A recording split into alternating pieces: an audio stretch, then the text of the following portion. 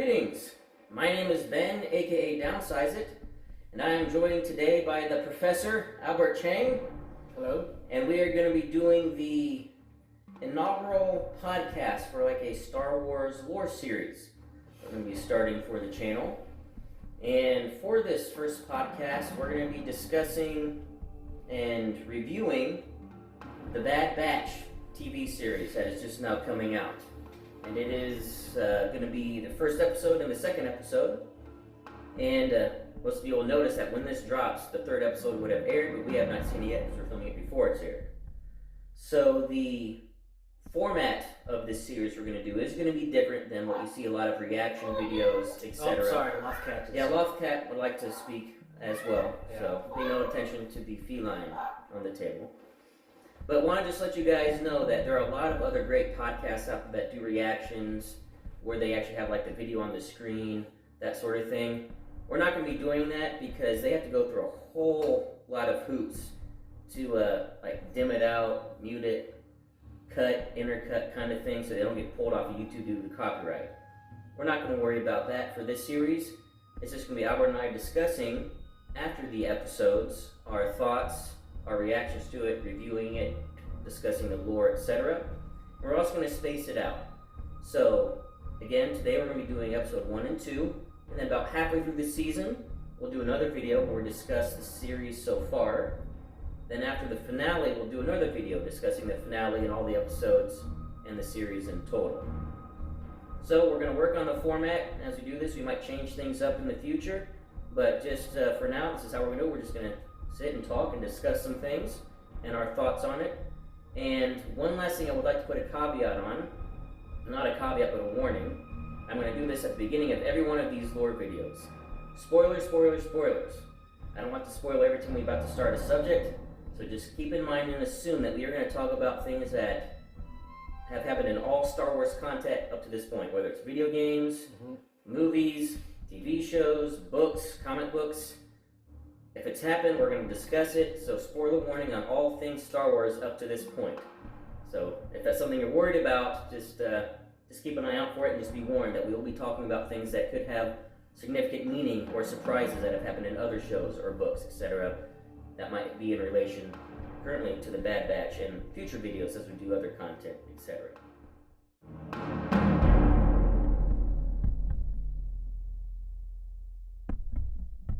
So with all that preamble out of the way, for those of you that might not know who the Bad Batch are, Albert, if you want to just give a quick rundown of when was the Bad Batch first introduced, at least in video format. I know there was a comic series. None of us have read that, I don't think, but just from the visual media or virtual video media, when did we first encounter the Bad Batch? Yeah, well, so, you know, I'm actually wearing the shirt here. Pains me to wear the shirt all the time. That's actually hard to look at now. You know, I guess got to down a Bantha milk for 332nd here, so cheers to these boys. Yes. I think customarily, you know, I think what we're going to do is always have a batch of cookies if we talk about Bad Batch. Yep. Because we like our puns. Yeah. But I just like cookies anyway. Yes. So that's just a nice excuse for having some. So Bad Batch, season 7 of Clone Wars, right? That's when we first saw them. It was the beginning episodes, wasn't it? But it was the first four. First few. They hear a strange message from a clone who everyone thought was dead. Oh, that was dead from way back in the early parts of the Clone Wars. It was the Citadel series, right? I believe they were rescuing Tarkin from that planet, the prison planet. It's the one. I guess there's that droid. That was shout out to Kobe Bryant, right? Running it. Right. Yes. Remember that all correctly? Yeah. Right. K2B4. Mm-hmm. No, is that right? Yeah. So, who was also voiced by Ashley Eckstein, which I shout out everything Ahsoka here. So. Yes. We love Ahsoka. Ahsoka is Albert's easily favorite Star Wars character. Top Star Wars character. And I want to give you guys we haven't talked about it yet, but we will most certainly be doing a Star Wars lore video on Ahsoka at some point. and that will be a very in-depth coverage of all things Ahsoka. Yeah. But that's not going to be today, but it will happen in the future. Yeah, so Echo purportedly died. I think, right? That's yeah, they thought he was dead. Right? Yeah, he and even the viewership thought he was dead. Yep. I mean, it wasn't even we were all shocked whenever it was like, and this guy. Right, and so season 7 of Clone Wars, we start out with that message where we think it's I guess the Republic thinks it's Echo, and they trace the signal, and to go help them on that mission, we're introduced to Clone Force 99. Yes. Also known as the Bad Batch. And so Bad Batch, there's 4 of them. As we're introduced to them in Clone Wars, so we've got Hunter. Yep. Basically Rambo. Yeah. Yeah, he's the leader and he's Rambo. It's like right. It's just Sylvester Stallone in clone form. Right? Yeah, exactly.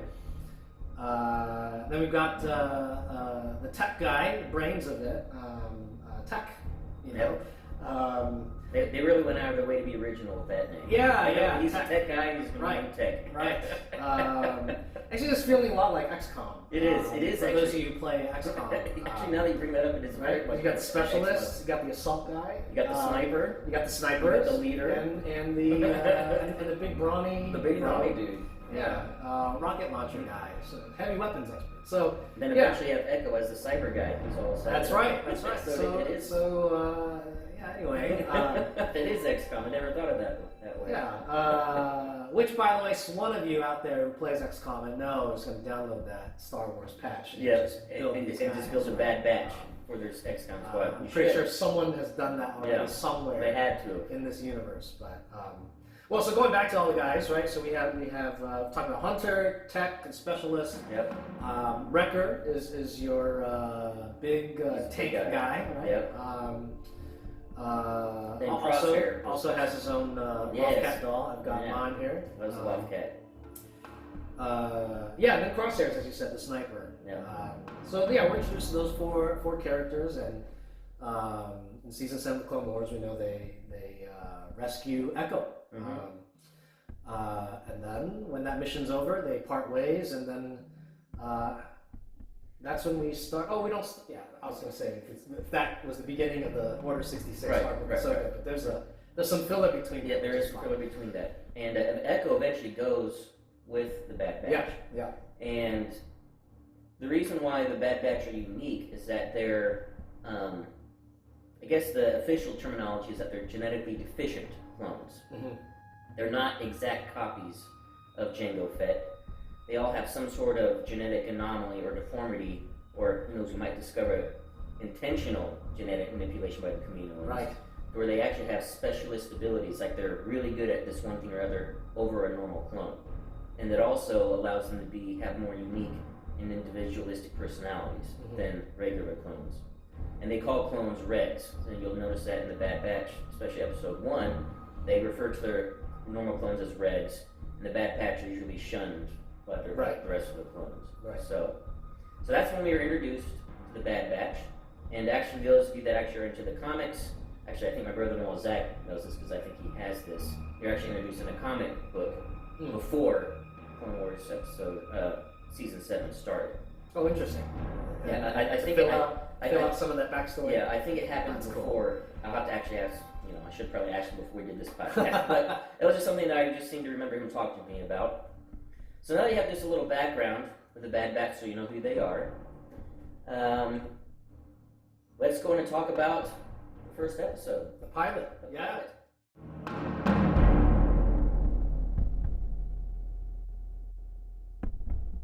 Just so you guys know, I will be cutting here and there if I can get the file from Rob, but Albert and Social Channel Rob actually filmed themselves watching the pilot.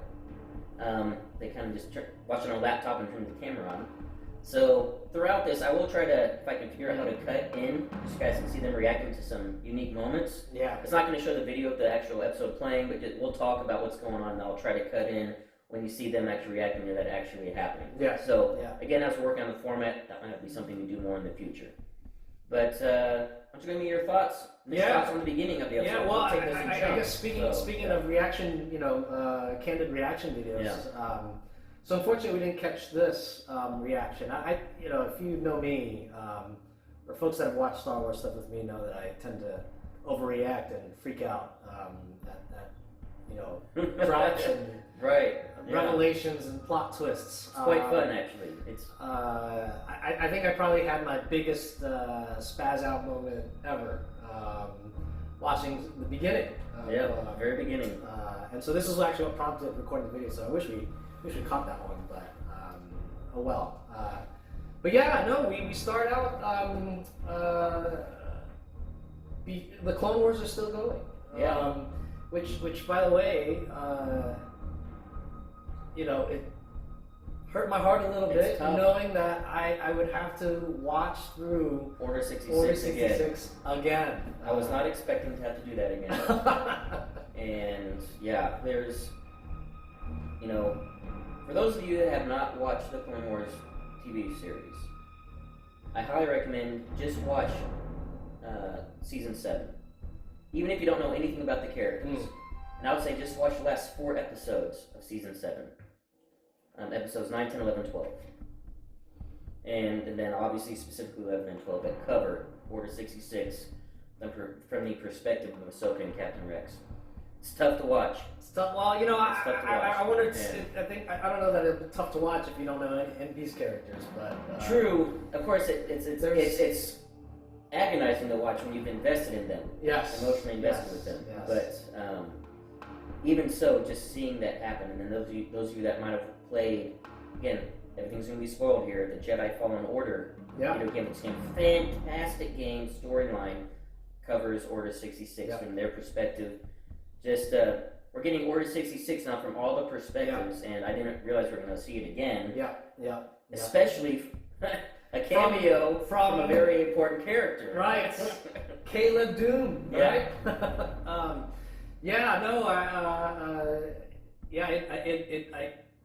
I connected the dots when someone mentioned the name Caleb, who was, again, I guess the situation here is the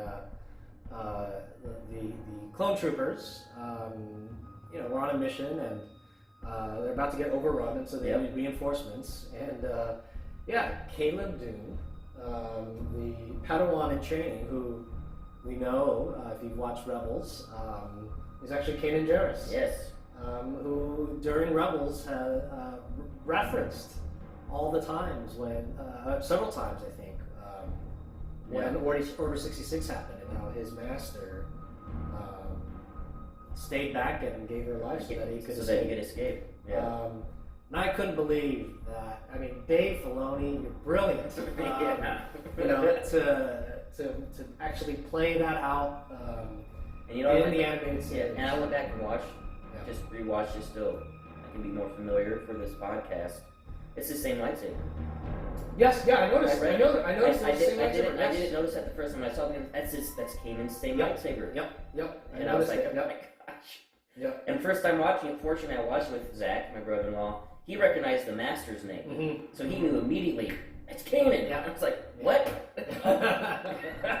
Oh my gosh. So Yeah, but that was a great unfolding, right? So Caleb at the time,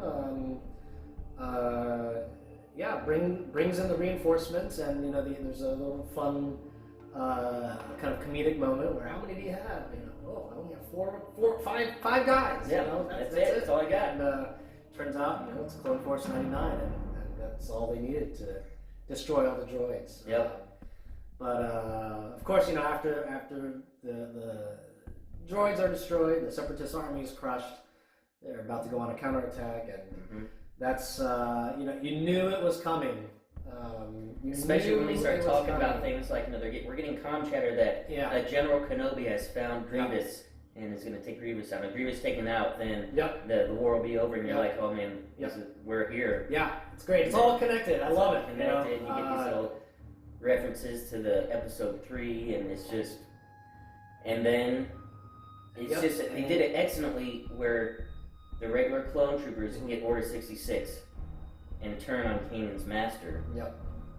In Clone Force 99, looking around, they see the clone's attacking Kanan's master. Kanan runs back to try to save her. She tells him to go, and she's gonna hold him off.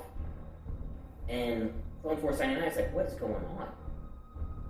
I got mad. I was shocked at how that. I've always been wondering what happened to Clone Force 99 during Order 66 ever since season 7 of Clone Wars. Yeah.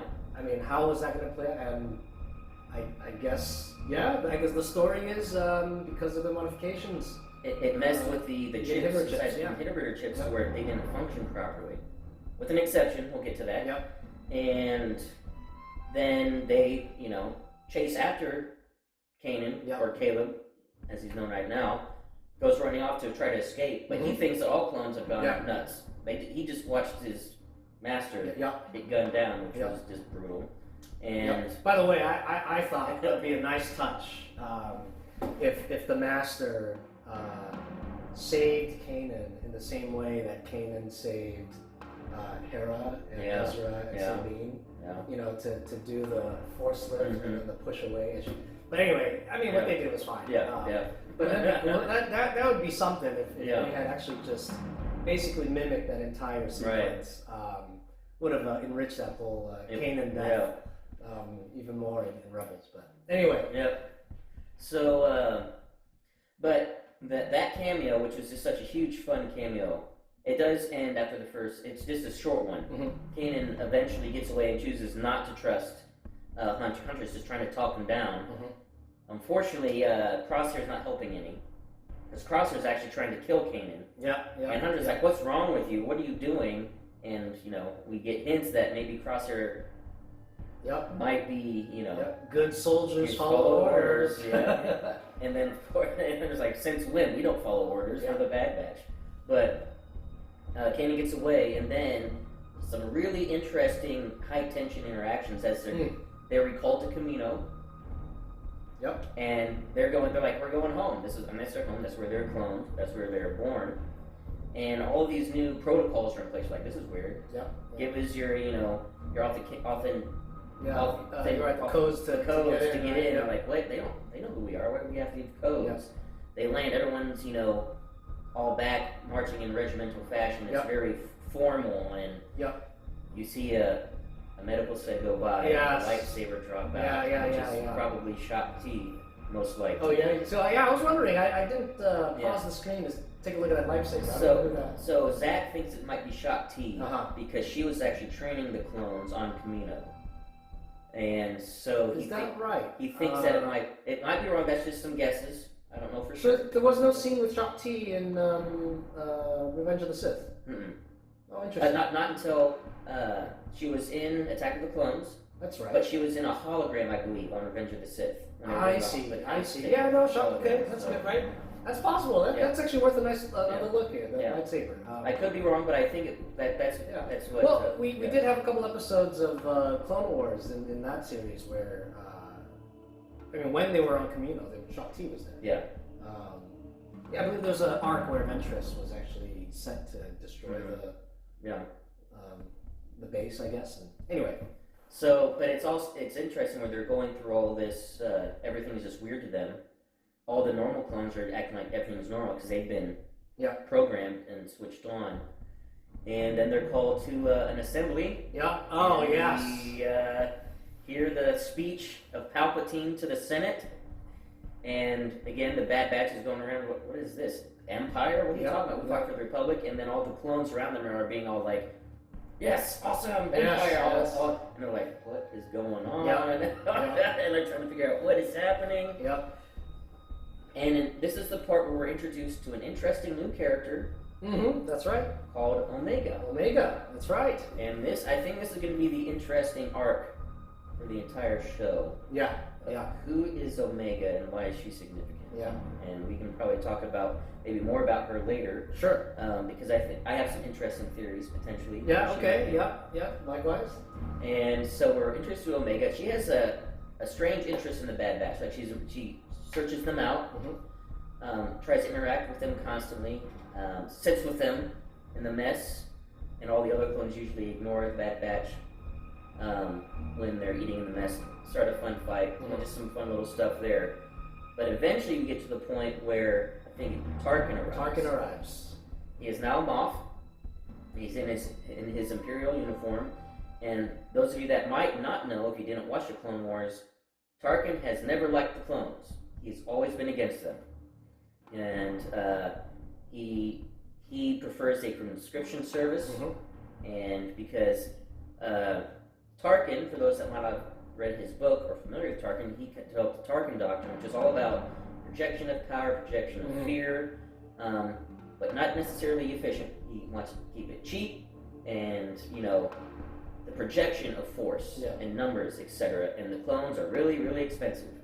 And he's like, I don't think these clones are worth it. I think we'll be just fine. We can increase our numbers exponentially if we just get cheap conscripts, give them mass-produced gear, etc., and just basic training. So he comes in to start evaluating the clones. He's telling the Camino Prime Minister, hey, your contract's done. Prime Minister's like, excuse me, we have a contract for a long time saying the Republic's gone, it's not the Empire. And he's like, well, I want to test your clones. So, test the Bad Batch in a training exercise, which turns into a live fire exercise without telling them. And because they're the Bad Batch and they have unique skills and they can think creatively, etc., outside the parameters of a normal clone, they actually succeed. That intrigues Tarkin. That these clones might actually be useful to him, but he's curious and concerned about their loyalty. One thing I think was interesting when he's talking to the Prime Minister, did they execute Order 66? And they're like, well, both Jedi were killed on that planet, so apparently they did. And he's like, well, I don't know about that. One of their own team members said that the Padawan got away. Like, whoa, wait a minute. Well, throughout the entire episode up to this point, Crosshair again keeps questioning, why did Hunter let the Padawan go? Why did he lie about killing the Padawan? Because he pretended that he killed him. And Crosshair keeps talking about, good soldiers follow orders, and you keep thinking that programming is taking hold. So Tarkin sends them on a mission, basically as a test. We find out. It's not a real mission. It's a mission to test out their loyalties. So what's this mission they're going on? So they've got to go to Onderon, right? That's the plan. There's as Tarkin tells them, there's a separatist cell or just a group of a separatist force that's still there, and now Empire needs to mop up, finish off the Clone Wars, and so the Bad Batch goes, and as they scout, they reach the coordinates of this separatist division, or actually, I don't know what intel they gave, but where the location of the separatist force. They find heat signatures, and so we know something's up with that. Like that's odd. Droids don't give off for droids here, right? And once again we see the tension between Hunter and Crosshair, right? Hunter, I guess the human side is coming out. He's questioning, like, wait a minute, this isn't right. This isn't right. There's kids in the camp. Right, so he's not just following orders. Right? He's thinking on the fly here, using his intuition. This actually reminds me at the end of Rebels. Is it Gregor who dies and says that anyway, he's basically saying something that he was happy to die because I got to choose who I want. Choose who I fight for. Yes, right? yes. So Hunter, Hunter has a little bit of this, but and of course Crosshair is ready to pull the trigger. He's ready to go without question. Good soldiers follow orders. Which I think it's interesting how he's saying that, but the rest of it seems like, what are you talking about? Follow orders. We never follow orders. That's we're known for not following orders. But all of a sudden, Crosshair wants to follow orders. And it's just, they're like, something's wrong. So. But this delay lets them get found. So it turns out that, the next thing they know is they're surrounded by some resistance fighters. And, they're humans, and actually, I don't know if there were any other non-humanoid. There's some Twi'leks in there. Okay. And a couple other races, but mainly humans and Twi'leks. And drop your weapons, come with us, kind of deal. And they're escorted to the, which we now find out is a rebel cell encampment. or at least just a pit stop. I mean, there's refugees as well, children, women, folks of older age, I believe there's some of those there. And, just like in Jedi Fallen Order, we get that cameo on that nice AT-AT scene with Mr. Saw Gerrera. We get yet another Saw Gerrera cameo. And at the very beginning of the Resistance. Yes. Of the Rebellion. It's not even called the Rebellion yet. Right. You could say he's one of the founding members. Yeah. I mean, Order 66 is barely days old. Yeah. And the announcement of Empire is days old. He's already starting. Yeah. That's great to see. To see the beginning of that cell, and I guess eventually they go off and, or at least Saw Gerrera and the folks that he has with him go off to rendezvous with some other folks. They actually invited the Bad Batch to follow along. But the Bad Batch declined and flew back to Kamino. And it was they now knew that that things were definitely not right because they discovered they were being followed by an Imperial probe droid. Oh, by the way, we forgot to mention that Omega had warned. Yes, Omega warned them before they left. Bad Batch that Tarkin was up to something. Yeah, and that this was possibly a trap. And that she wanted to go with them because she didn't feel like it was safe for her anymore on Kamino. Yep. So typical Star Wars, it's always a trap. It's always a trap. Right. Never believe it's not a trap. It's always a trap no matter what. And now they know there's an issue because it was interesting how Saul decided to talk to them and try to persuade them, and not immediately assume that they were just programmed drones that the clones are now. Yeah. I think he recognized that they might not be all the way gone. And it really started them to question. They're like, they wiped out the Jedi. That's not normal. Right. They're now wanting us to kill civilians and humans. And not just that, but these were Republic soldiers. That's right. These were Republic soldiers that they fought side by side with, that were they now ordered to kill. So they start questioning these orders coming down from on high. But they now know and realize that it might not be safe for them to go back to Kamino, but they do anyway because Hunter is forming some sort of bond with Omega at this point. It's very burgeoning. Yep. But there's something about Omega that he's like, you know what, we need to go back and get Omega. Yep. So they go back. They know that it's going to be a trap.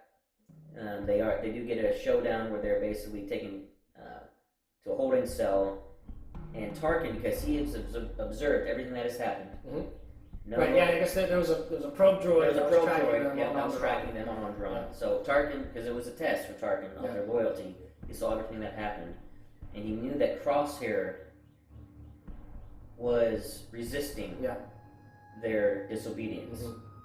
And this is where we get more confirmation about what's going on and why the Bad Batch resisted Order 66. It's because when they take Crosshair, they do modification to increase the inhibitor chip.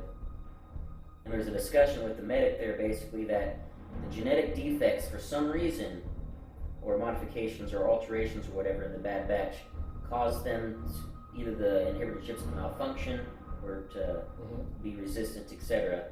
But Crosshairs didn't all the way take its resistance, so they were able to modify it, and the Crosshair is now a bad guy.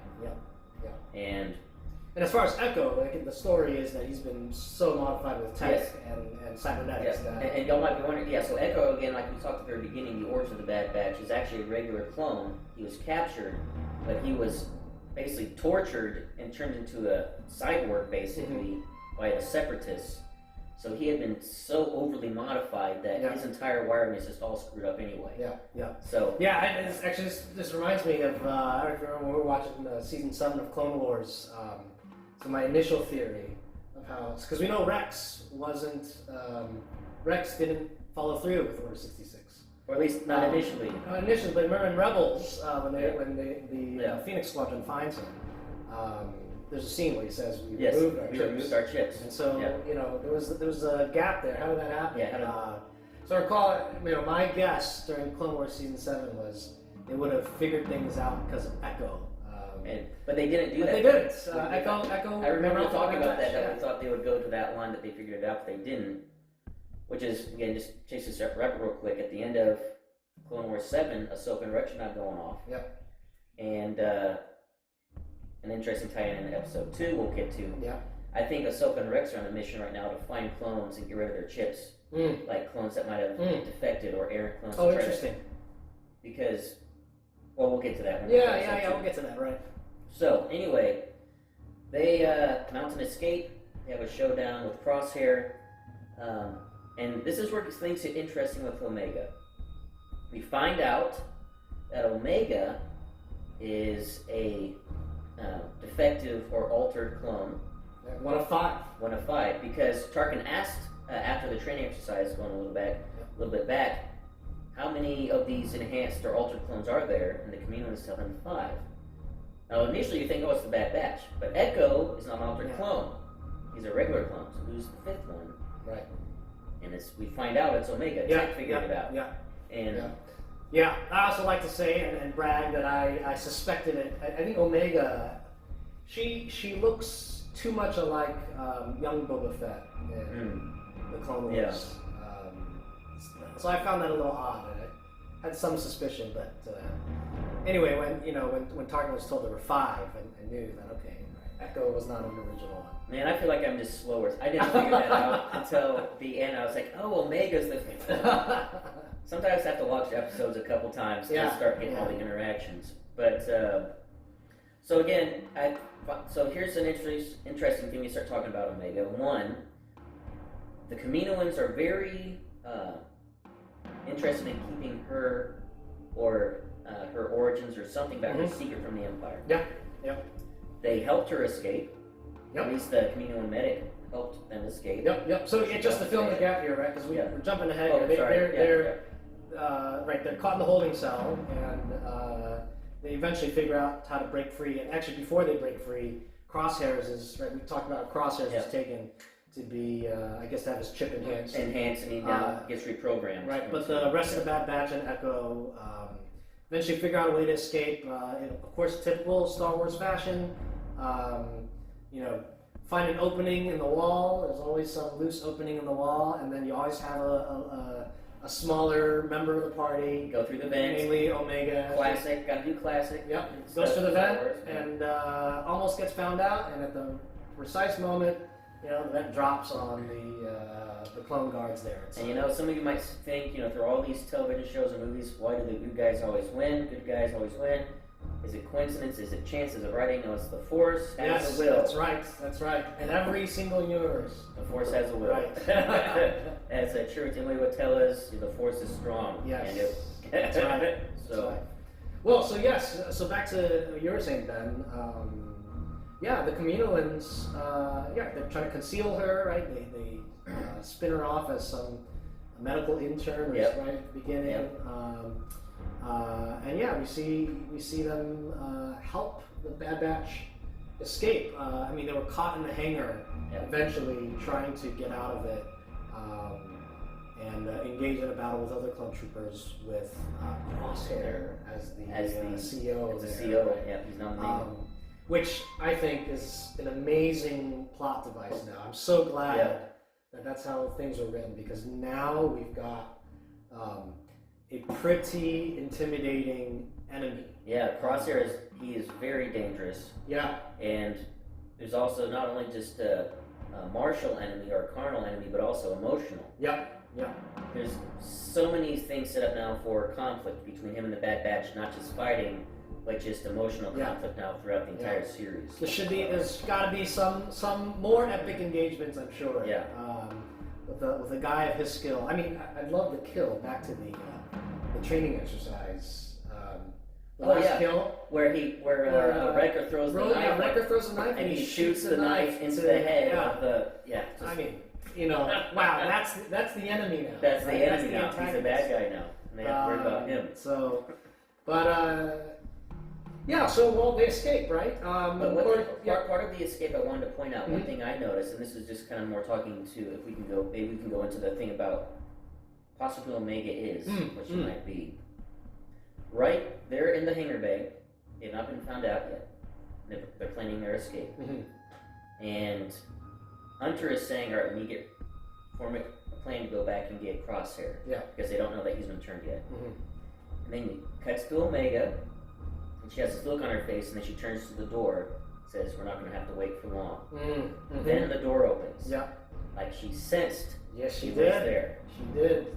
She did. I think Omega is force sensitive. Yeah, well, so this is, I've heard this, some friend of mine had mentioned this, and I mean, this is all consistent with Mandalorian. Yep. Right? All the interest, now, granted, Mandalorian's way ahead. Yeah. But it would make sense. It would start the research here. Now the Mandalorian Empire is trying to recreate maybe some research into this, where cloning in force sensitivity. Yep. Back to the midichlorian theory. Yeah. I have another theory. Interesting theory about that. Yep. Maybe that's another video to talk about to redeem that concept. Try not to make it trash. Fit in the whole scheme. So, and I also think it's interesting. Now, this is going out on a limb, and I haven't actually looked to see if anybody else is thinking this, but I was just thinking when I saw that happen, that's when I was like, I think she's force sensitive. Mm-hmm. And at this point, I had figured out that she's a clone. Took me a while. But based on her look, how she looks so different from the other clones, I think, this could be a contentious thing that they might be doing, but could she be potentially a combination of Jango Fett's DNA and Palpatine's DNA? Okay. So this would explain. I've heard some rumblings about this. Because Palpatine's whole idea to clone himself and have backup plans wouldn't have just come out of nowhere at the end of this. He would have been planning this decades in advance. That's right. So. Right. Oh boy, I don't know. We're gonna get like backfilling of like who's Rey's parents are or something. And that's also what I was thinking of. It's like, I don't know. Are we gonna go there? Are they gonna go there? I don't know how I feel about that. But I can't say it's impossible, and it's one of those where it could be very possible. Yeah. This could be. Who knows? It could be. I don't know. Well, Dave Filoni has never disappointed. So I've been very happy with everything he's done. So if that's the route they're going down, I'll wait and see how it goes. Yeah. And if not, it could be something completely different. It could be way off. Yeah. Be way off. But even if she doesn't have part of Palpatine's DNA in her, she's definitely force sensitive. I don't want to say definitely, but just that one reaction she had right before the door opened, she sensed. And she had a good shot on the escape. She actually shot Hunter's gun, right? And it was pinpoint accurate. Yep. And she had never fired a blast before in her life. Yep. And rolling you're playing RPG. Yeah. D&D. Roll that natural 20. Yeah. And she didn't have the normal clone training either. She was able to pick it up and pull off an amazing shot. Yeah. So.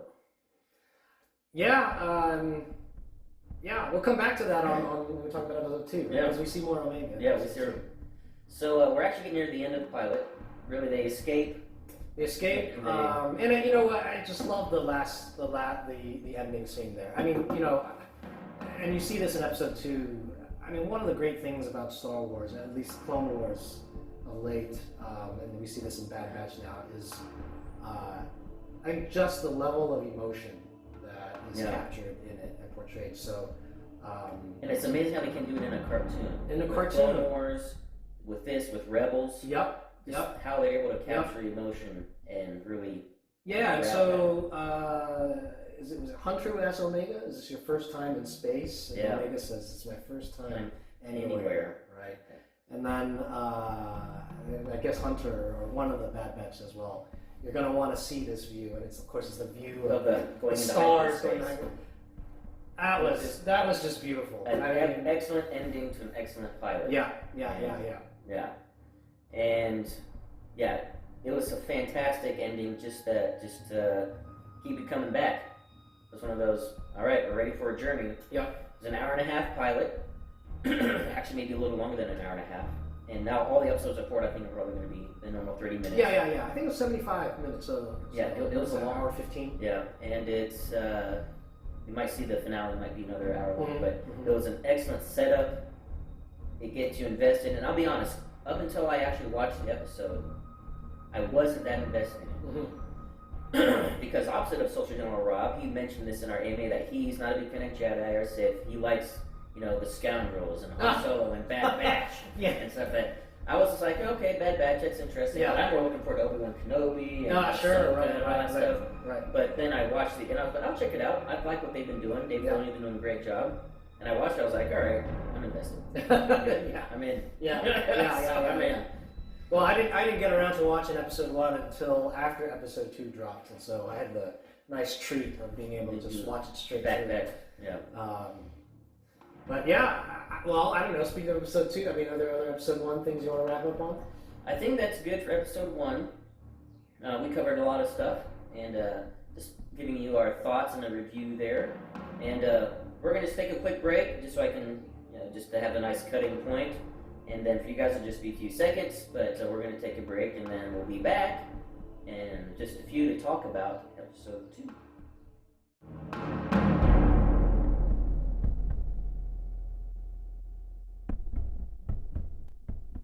All right. Okay, and we're back, and we will now be discussing and reviewing over episode 2.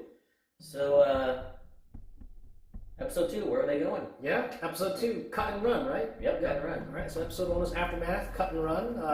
So we know they're going to Sector J19 Yes. or whatever those coordinates are. Yep. And I think we have video evidence of this, that I called out, that it was the planet where the deserter clone was. Yep. But anyway, that's enough bragging for a second here. Well, that's a good bracket. I didn't remember. No, it's been so long since honestly, I did go out on a limb. Yeah. So just to, I guess, get into the scene, because it's another really touching, emotional scene. Right, they land on that planet. I don't even actually have the name of the planet, but they land on the planet. They come out, and Omega has a moment. Where she walks out, and she is just mesmerized by the scenery. She's never seen it before. She drops to her knees, and her hands just clutch some dirt, and she just fascinated. She's like, what is this? Yeah, it's dirt, And so growing up on Camino, you've never seen this. Yeah, she's only lived in high technology area surrounded by ocean. Yeah. That's all she's ever known. Right. So amazing to just think about how in awe what that experience would be like. She is seeing green, and dirt and grass and fresh air for the first time. Right. Right. And it turns out, so when I saw that, I actually went out kind of on a limb. I'm like, this kind of looks like that farming planet, with that, for that one episode where there's that deserter clone. Cut, right? I don't know. Anyway, I went on a limb. I remember telling Rob, as a social general Rob, as we were watching, I'm like, yeah, I think it's that, but I don't know, that seems too far-fetched. And then the next scene is they're actually walking through some tall fields of crops. And then Rob's like, I don't know, Albert, I think you might get it, and turns out, indeed, it was that planet, right? They met Cut and his family, his Twilight wife, and he has 2 kids. And by this time, they're all kind of old. They're older, all kind of grown up. Yep, many years have passed now. I guess they're coming to this guy to seek some refuge, or maybe get some bearings to see what's going on. But there was a shout out a call out. There's some interesting interactions. It's just one of the things that I love about the TV shows now, especially based on the Filoni-verse, you could say. How with Clone Wars, with Rebels, now with Bad Batch, seeing it in The Mandalorian with Favreau, is call-outs to things that have happened before that you just aren't expecting. You can put pieces together. He mentioned, Cut did, that Captain Rex was here just yesterday. Yeah. Passenger just left. And I was just like, I think Captain Rex is going on I think he was checking in on Cut to make sure he hadn't returned. Right, he had a family. He had a family, and maybe look to see if maybe they need to do something with his chip. Yep. And even though it was a mention, Ahsoka's with him. Yep. As far as we know. As far as we know, Ahsoka's with Rex right now. Right, they left on that Y-wing together. Yeah, together. It was a Y-wing anyway. Yeah. So I think that Rex. It might be just tangentially. I don't know if we'll ever see him. It might just be referenced. that he's going around checking on clones that he knows about that might be in, singled out or like on remote planets or whatever, and trying to catch, because when we meet Rex and Rebels, he has 2 guys that he found. Yep, he's with Wolf and Gregor. That he rescued.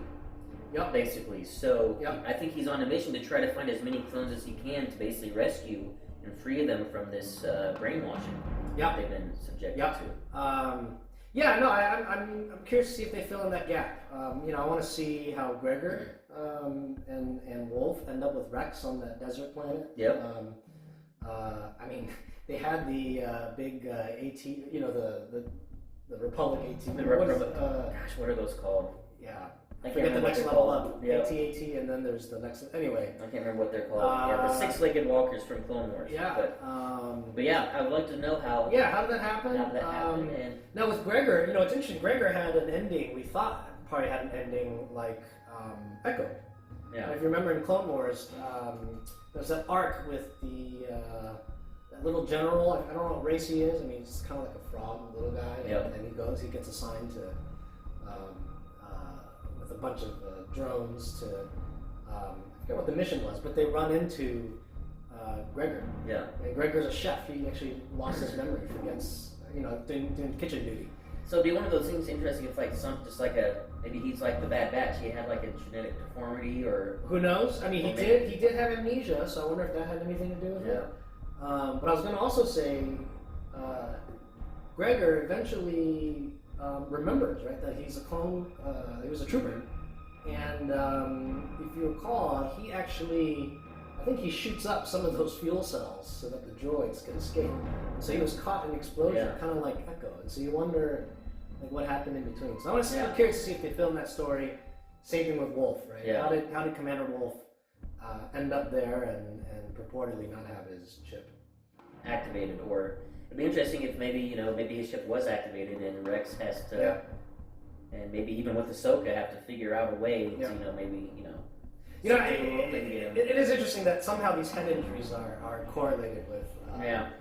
I wonder how many clones didn't follow Order 66. It's because all the head injuries. I mean, look, Commander Wolf, right?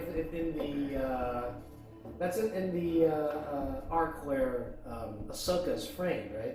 Doesn't Ventress and I don't know if Ventress and Ahsoka fight off a group of clones. Yes. I think Wolf was leading them.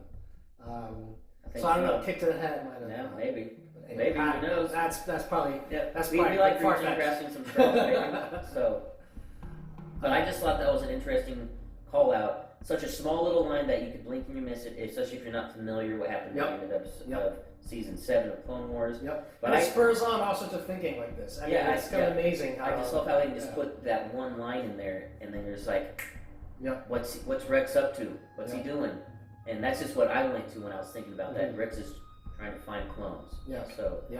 Alright, so going back to the episode, we get some nice moments of Omega interacting with kids for the first time. Yes. Not knowing what to do. So like, what is this? It's a ball. You're going to play catch. She doesn't know how to play catch. What are we supposed to do with this? Play. It's like, what is play?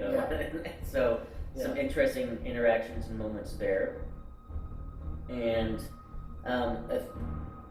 the basis of this is that you see that already rapidly the Empire is consolidating power. And that Cut wants to get off the planet with his family. That's right. And they're surprised at how fast the Empire, when the Bad Batch land, they're surprised, what are all these clones doing here? This is just an outside backwater planet. Why are there still troops on the planet? And it's because the Empire is, like I said, projecting power. And the iron grip is already there. And it's happening fast. This is only maybe a week after Palpatine's speech. And I like just, again, one of the tangential things that you can infer is that how fast Palpatine moved. Also through Tarkin, because Tarkin was his main person on this, to consolidate and enforce power over the new reformed Empire.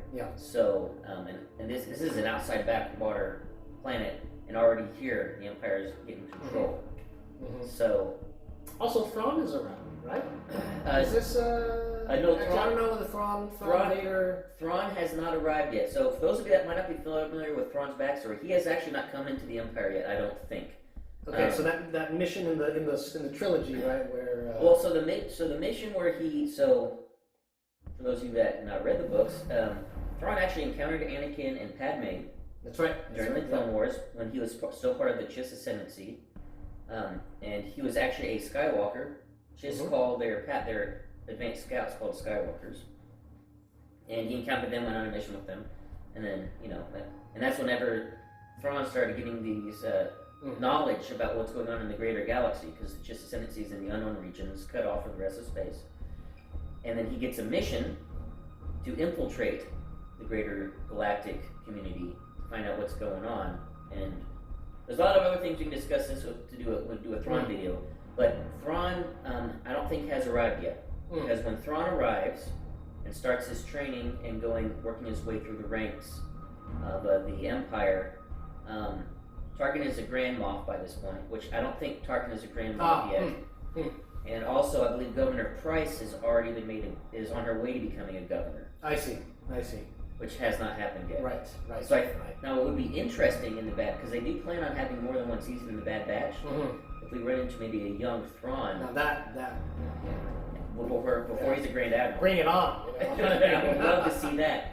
Him working his way up through the ranks, and maybe so that would some of that dynamic. Play some of that dynamic would be kind of cool. The tension between him and Vader. Right? Yep. Tension him and Vader, and him between everyone else, because he's an alien. Yeah. And the Empire goes heavy racist. Yeah. When they turn into the Empire, humans only type of thing. Yeah. So, anyway, that would be interesting if we actually see that in the future. Yeah. But so they need to get off the planet. And this is where some more things that are called out that if you're not familiar with the Mandalorian, we actually see the introduction of the Cheng code. And that's actually what bounty hunters use to track people, is Cheng codes.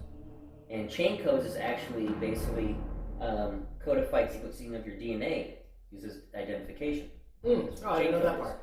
Yeah, so that's how, like in The Mandalorian, episode 1, how Mando knows that Baby Yoda is, 40 years old? Oh, I see. He was 40 years old based on this chain code, because it's a DNA reading. Yeah.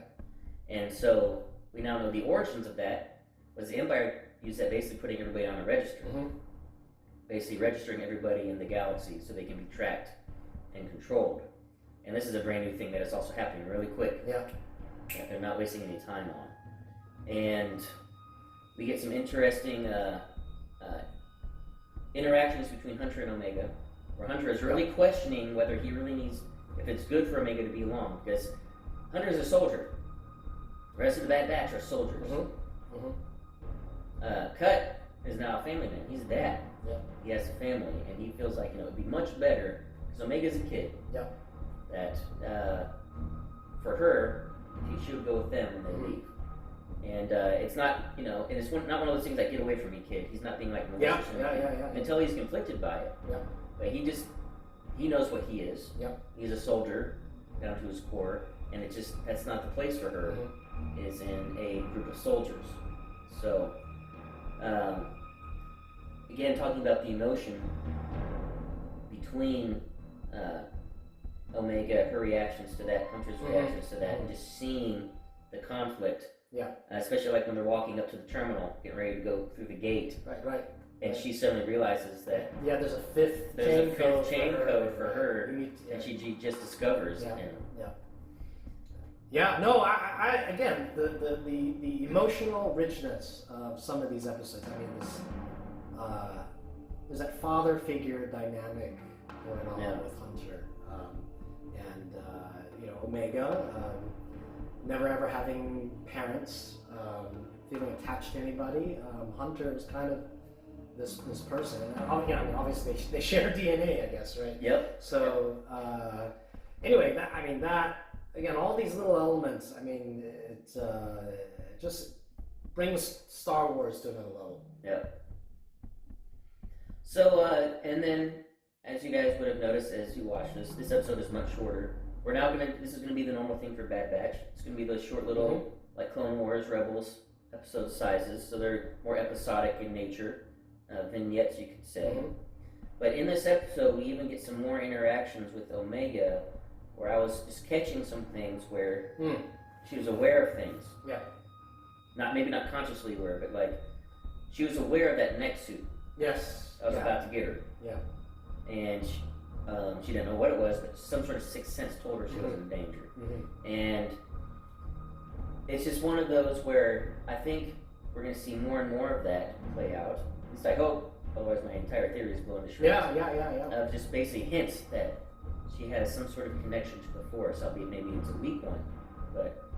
And I think that's going to be potentially the main theme of this first season is who is Omega and slash what is she? Yeah. So, yeah. I know we talked about that at length in the first half of this video. Talked about the pilot.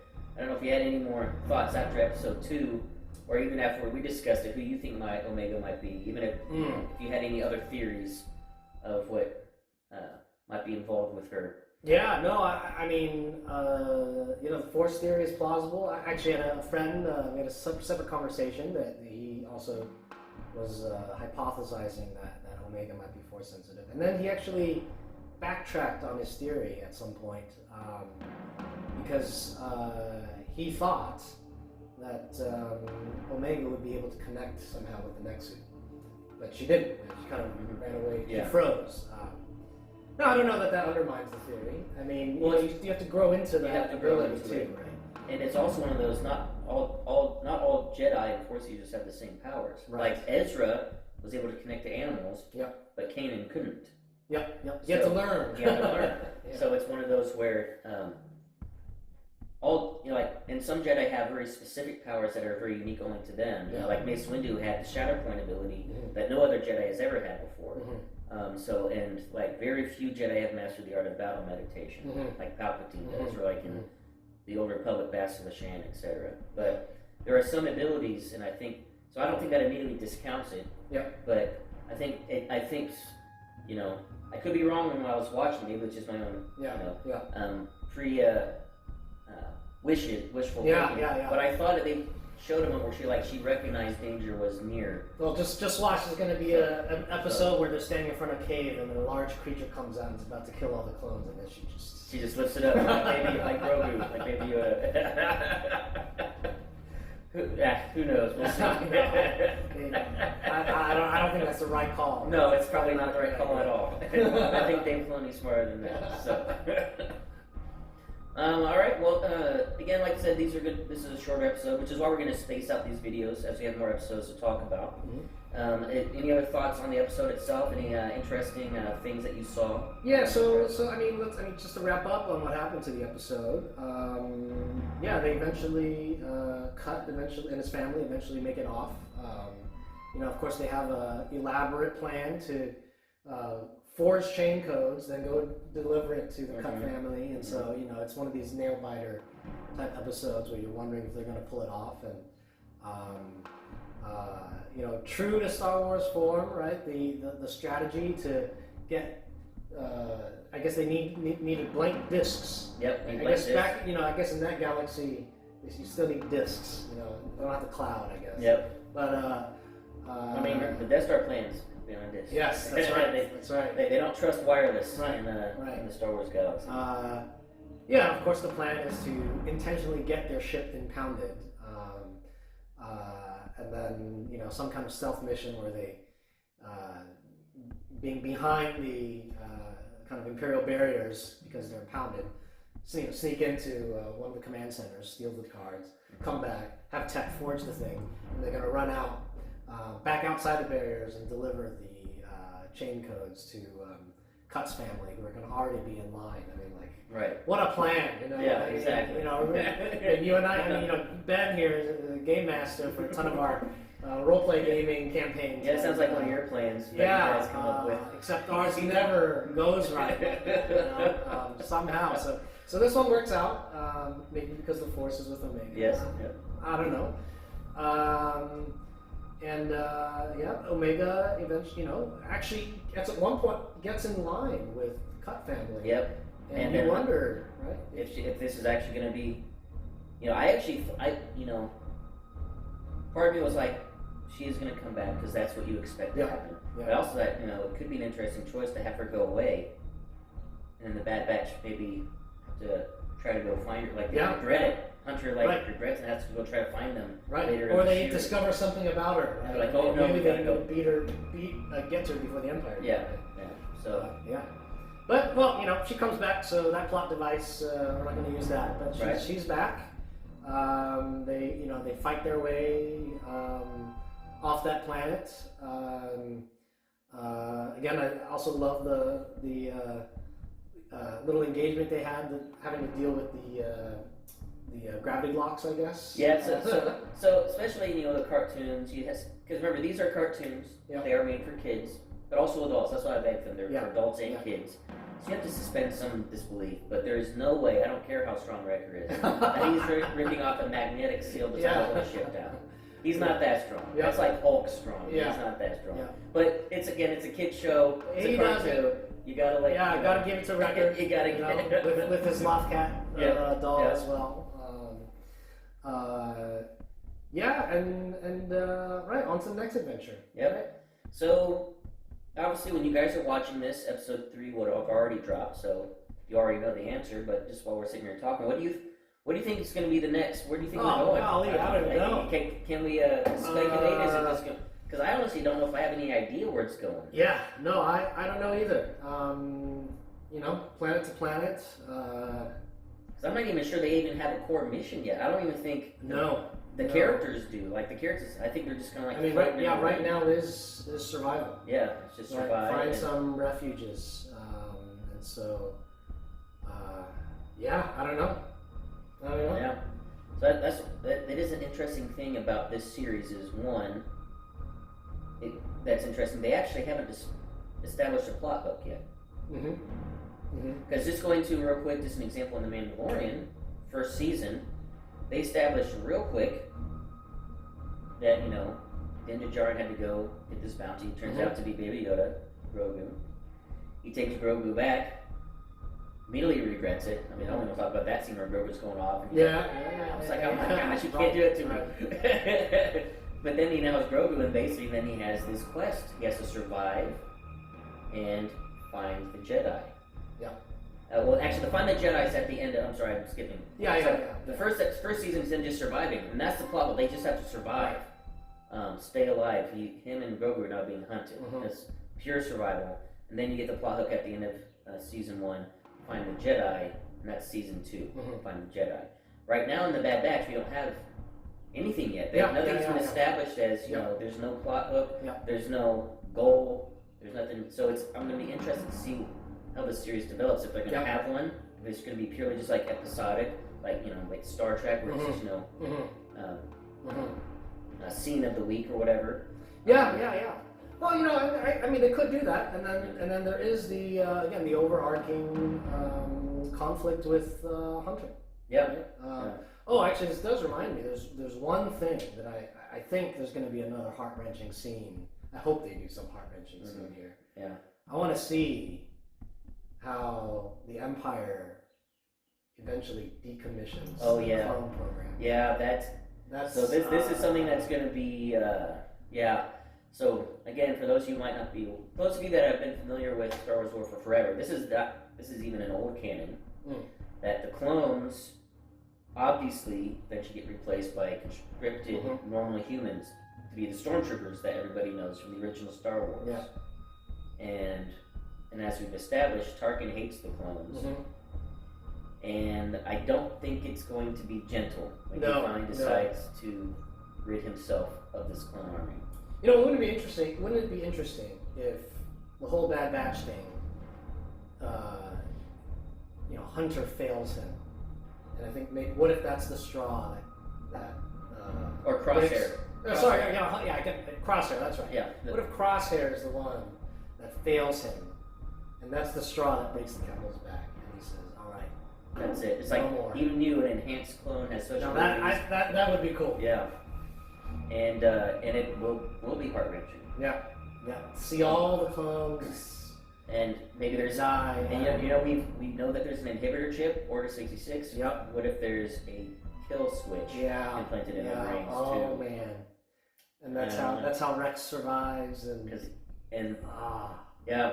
So. All right, I want to see a Rex cameo and all that. We got to. We got to, and that'll be an interest. And also, I'm interested.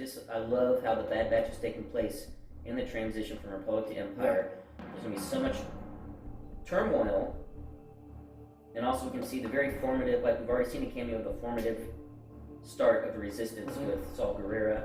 They're not even called the Resistance. They're not called the Rebels. Yeah, they're just groups of people who are like, we don't want to be part of the Empire. We want to survive, and we're defining this Empire. A lot of great opportunities for storylines here. Yeah. And I'm going to be interested to see. I'm just interested to see the foundation of the series, what it's going to be about. So what the core hook is going to be. So.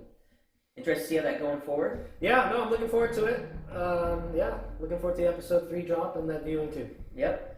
So be on the lookout. It'll probably be, we'll say probably in June. We'll give it a month. Maybe 4 more episodes to drop, maybe 4 or 5. And we'll come up with we'll do another video and discuss the episodes from basically 3 to wherever we decide to start the next video. And we'll just do them in chunks like that. And I'm just going to talk about this now. On my channel, I am doing a giveaway. This is for Star Wars Armada. Now, this is a more general Star Wars video. It doesn't have to do with the game of Armada. So, some of you might be coming to the channel for the first time that are not aware of this.